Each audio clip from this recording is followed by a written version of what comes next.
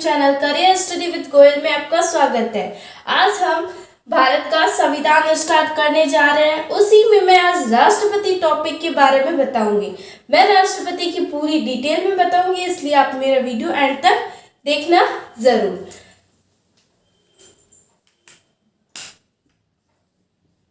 राष्ट्रपति,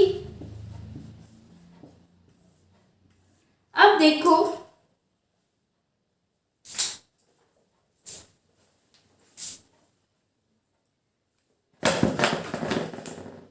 राष्ट्रपति कौन से अनुच्छेद में आता है। राष्ट्रपति का वर्णन 52 से लेके 62 अनुच्छेद में आता है। भाग कौन सा है? कार्यपालिका। कार्यपालिका का उल्लेख कहाँ मिलता है? 5 भाग में मिलता है। भाग 5 में कार्यपालिका का क्या मिलता है? उल्लेख। इस कार्यपालिका में ही क्या आता है? राष्ट्रपति आता है। भाग 5 में क्या मिलता है? कार्यपालिका का उल्लेख मिलता है। और ये भाग 5 क्या संविधान का सबसे बड़ा भाग है। ये क्या है? संविधान का भाग 5 सबसे बड़ा भाग है। कौन सा भाग है? संविधान का सबसे बड़ा भाग है। कौन सा? भाग 5। अब हम कर रहे हैं राष्ट्रपति। अब राष्ट्रपति देखो, राष्ट्रपति क्या होता है? भारत का प्रथम नागरिक होता है। राष्ट्रपति क्या होता है? भारत का प्रथम नागरिक।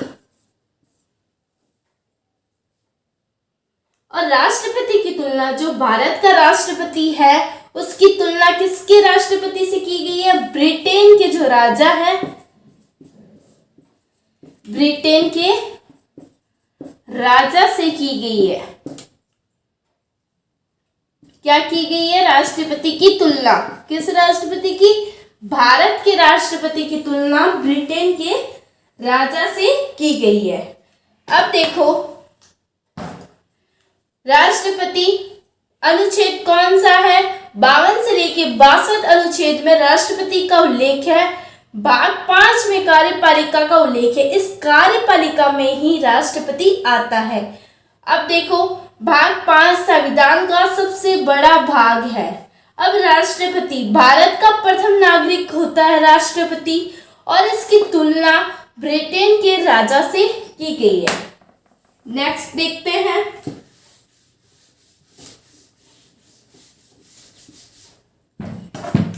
राष्ट्रपति क्या होता है? तीनों सेनाओं का सेनापति होता है। तीनों सेनाओं का सेना अध्यक्ष होता है। तीनों सेनाओं का सेना अध्यक्ष होता है।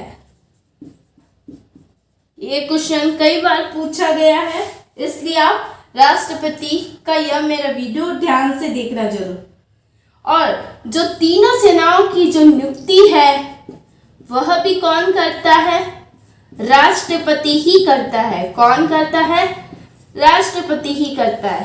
तीनों सेनाओं का जो अध्यक्ष होता है वह राष्ट्रपति होता है, और तीनों सेनाओं के अध्यक्षों की नियुक्ति कौन करता है? राष्ट्रपति ही करता है। अब देखो, अनुच्छेद 52 आर्टिकल 52, इसमें क्या है? राष्ट्रपति के पद का प्रावधान है। क्या है? राष्ट्रपति के पद का प्रावधान है। यह क्वेश्चन पटवारी में पूछ लिया जाता है, क्योंकि पटवारी का एग्जाम जनवरी में है, इसलिए राष्ट्रपति टॉपिक इंपॉर्टेंट है और इसमें से बहुत सारे क्वेश्चन पूछ लिए जाते हैं। अब देखो, 52 में क्या है? राष्ट्रपति के पद का प्रावधान है। और 53 अनुच्छेद में क्या है? केंद्र के कार्यपालिका का, केंद्र के कार्यपालिका का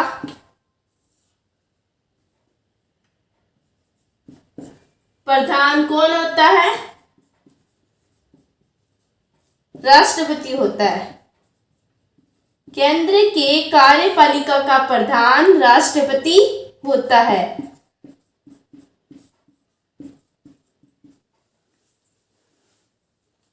अब देखो, केंद्र की कार्यपालिका का प्रधान कौन होता है? राष्ट्रपति होता है। और एक होता है संवैधानिक रूप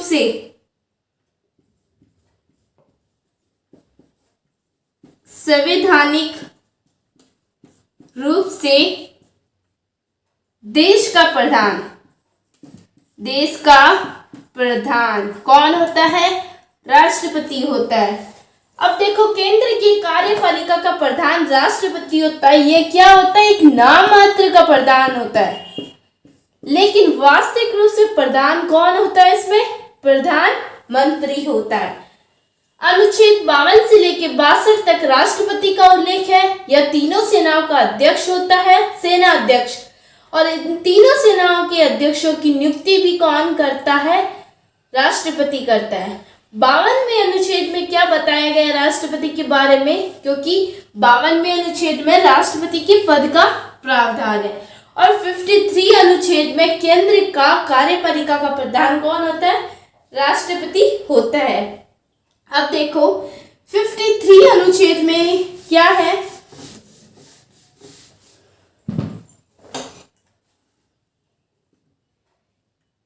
राष्ट्रपति के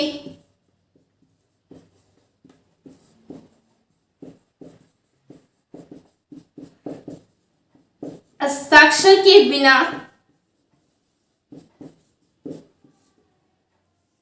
कोई भी विधेयक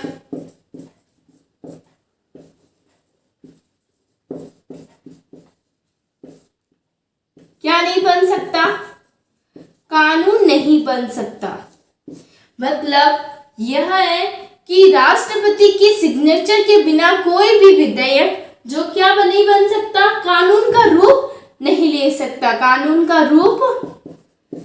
ले सकता। इसमें राष्ट्रपति की सहमति क्या है? अनिवार्य है। अब 54 अनुच्छेद में राष्ट्रपति का निर्वाचन है।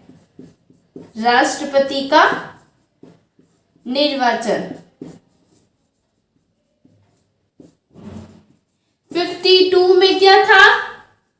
राष्ट्रपति पद का प्रावधान। 53 में वह कार्यपालिका का प्रधान होता है। क्या होता है? नाम मात्र का प्रधान होता है। वास्तविक रूप से प्रधानमंत्री होता है, लेकिन संवैधानिक रूप से देश का प्रधान कौन होता है? राष्ट्रपति होता है। और राष्ट्रपति के हस्ताक्षर के बिना कोई भी विधेयक कानून का रूप नहीं ले सकता। अब 54 के अनुच्छेद में राष्ट्रपति का पद का निर्वाचन है। अब देखो, इसकी निर्वाचन की प्रक्रिया क्या होती है और इसमें क्या क्या होता है वो डिटेल में पढ़ लेते हैं।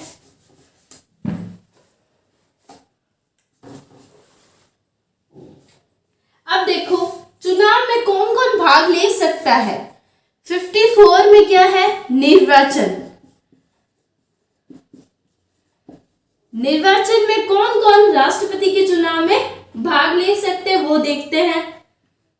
कौन कौन?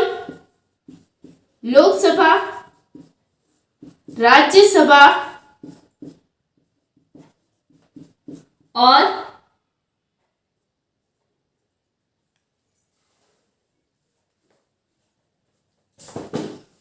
विधानसभा।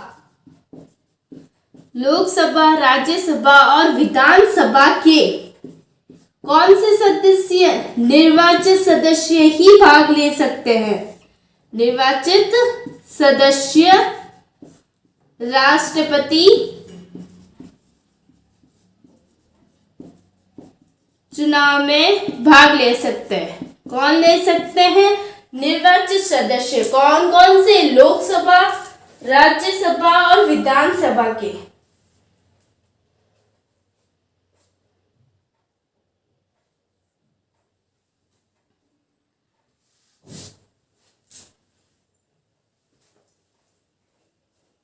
देखो, ऐसे दो केंद्र शासित प्रदेश, ऐसे दो केंद्र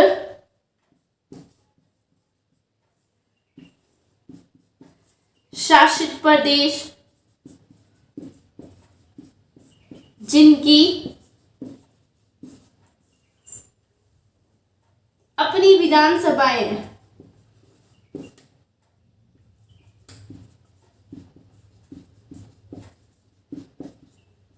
कौन है वो दो केंद्र शासित प्रदेश? दिल्ली और पुदुचेरी। कौन से? दिल्ली और पुदुचेरी।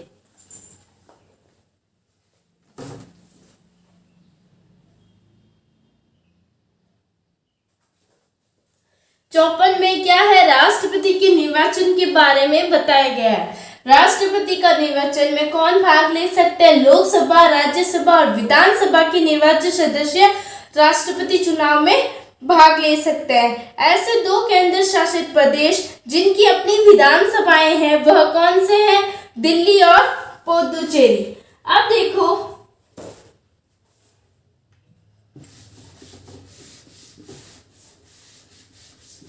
एक संविधान संशोधन हुआ था। कौन सा? 70वां संविधान संशोधन। इसके तहत क्या कहा गया था? ये क्या तय हुआ था? यह कब हुआ था? 1992 में। इसमें इसके तहत क्या है? दिल्ली व पुदुचेरी के विधानसभा के निर्वाचित सदस्य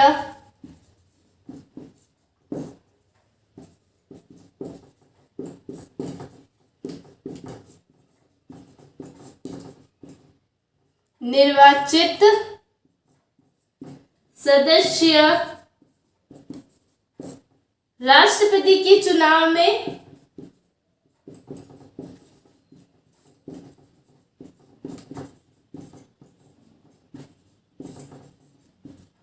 भाग ले सकते हैं। 70वां संविधान संशोधन 1992 में हुआ था। इसके तहत क्या हुआ था? दिल्ली व पुदुचेरी के विधानसभा के निर्वाचित सदस्य राष्ट्रपति के चुनाव में क्या कर सकते हैं? भाग ले सकते हैं। अब आगे चलते हैं 55वां अनुच्छेद। अब देखो 55वां आर्टिकल, इसमें क्या है?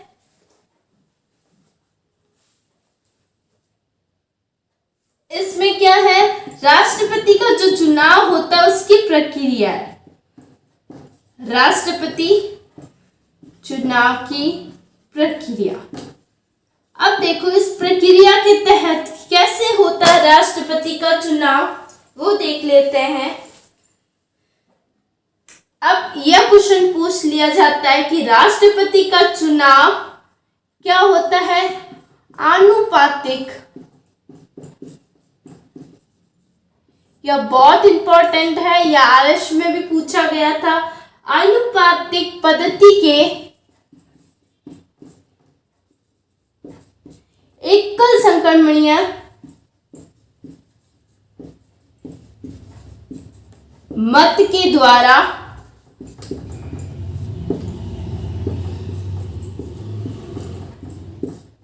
अप्रत्यक्ष रूप से राष्ट्रपति का चुनाव होता है। अप्रत्यक्ष रूप से क्या होता है? राष्ट्रपति का चुनाव होता है।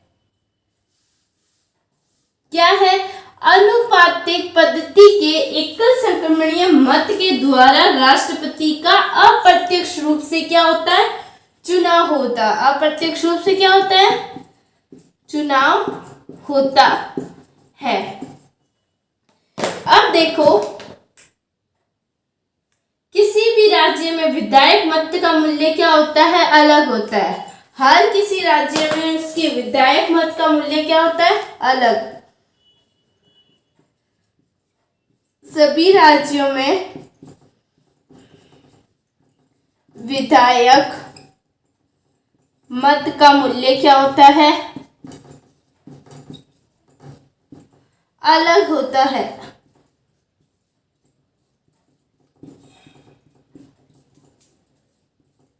अब देखो विधायक मत का मूल्य कैसे ज्ञात करते हैं।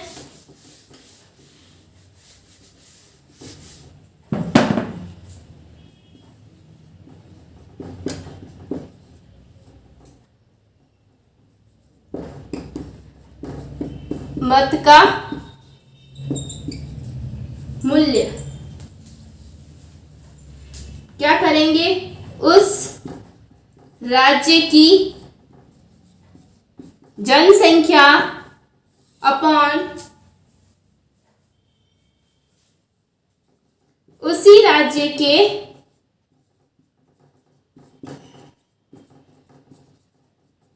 विधानसभा के निर्वाचित सदस्य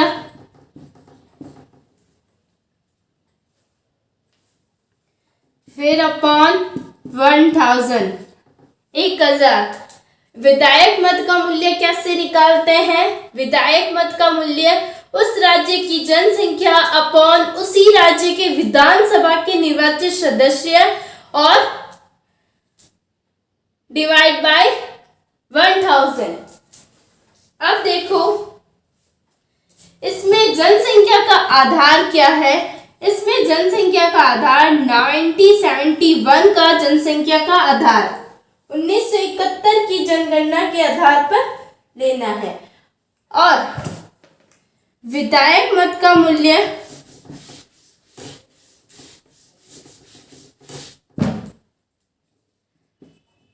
राजस्थान में एक विधायक मत का मूल्य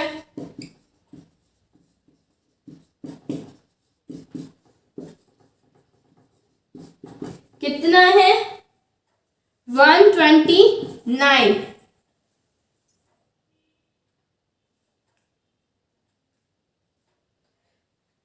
और सर्वाधिक जनसंख्या कहाँ है। जनसंख्या उत्तर प्रदेश में है।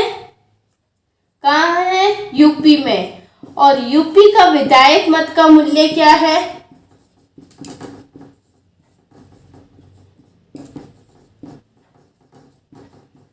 208। यूपी का विधायक मत का मूल्य क्या है 208। और सबसे कम विधायक मत का मूल्य कहाँ है, सिक्किम। कौन सा राज्य है, सिक्किम में। कितना है इसका मत का मूल्य 7। विधायक मत का मूल्य कितना है 7। अगर मेरा वीडियो आपको यह पसंद आया तो इसे ज़्यादा से ज़्यादा शेयर कीजिए और लाइक कीजिए ताकि और भी स्टूडेंट मेरे इस चैनल के माध्यम से अपनी तैयारी को और सुदृढ़ कर सके। और मेरे चैनल को सब्सक्राइब करना मत भूलना ताकि आने वाली हर वीडियो की नोटिफिकेशन आपको मिल सके।